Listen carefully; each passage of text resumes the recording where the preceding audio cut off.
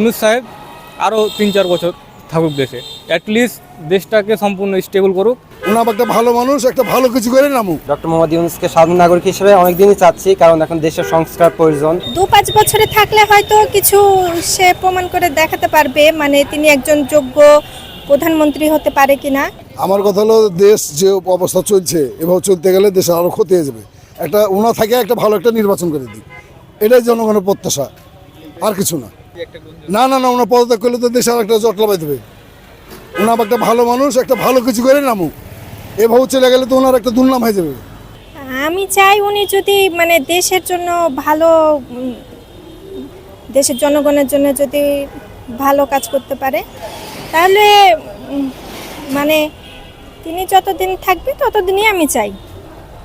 আসলে ওনার তো এখনো বেশি দিন হয়নি, মানে যতটুকু সময় পেয়েছে তাতে তো তিনি নিজেকে এখনো প্রমাণ করতে পারেনি। তো ২-৫ বছরে থাকলে হয়তো কিছু সে প্রমাণ করে দেখাতে পারবে, মানে তিনি একজন যোগ্য প্রধানমন্ত্রী হতে পারে কিনা। তো এত কম সময়ে কাউকে তো মানে সেভাবে করে চেনা যায় না।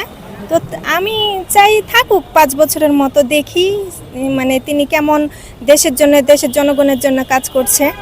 এখন আমাদের উপদেষ্টা ডক্টর মোহাম্মদ ইউনূসকে সাধারণ নাগরিক হিসেবে অনেকদিনই চাচ্ছি, কারণ এখন দেশের সংস্কার প্রয়োজন। আর বিগত সরকারের তো অনেক কিছু নিয়ে চলে গেছে, এখন যদি আরেকটা সরকার আসে তাহলে সংস্কার কাজ হতে একটু দেরি লাগবে। সেই হিসেবে আরও 3 বছর 4 বছর আমরা সাধারণ নাগরিক হিসেবে চাচ্ছি ওনাকে। এখন বর্তমানে ডক্টর ইউনূস সাহেব আছেন, উনি আমার জানা মতে আমি এই 6-7 মাসের ভিতরে আমি দেখেছি উনি যথেষ্ট ইন্টেলিজেন্ট একজন ব্যক্তি, স্মার্ট এবং দূরদর্শী সম্পন্ন একজন ব্যক্তি।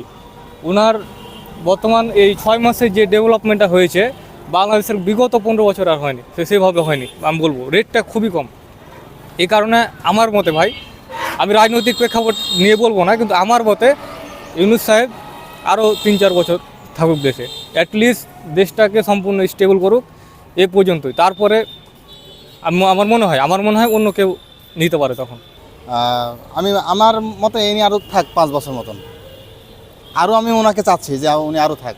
কেন? কারণ উনি যেভাবে কাজ করে যাচ্ছেন, নিরলসভাবে কাজ করে যাচ্ছেন, আমার মতে এটা মনে হচ্ছে। তবে আমি আরেকটা বিষয় এটা বলতে পারি, মানে উপদেষ্টা মাননীয় ডক্টর মোহাম্মদ ইউনূস স্যারকে বলতে চাই যে ওনার সবই আমার ভালো লাগে। তবে আরেকটা জিনিস, এই সড়ক পরিবহনে এটা কিন্তু অ্যাক্সিডেন্ট খুব বেশি হয়ে যাচ্ছে।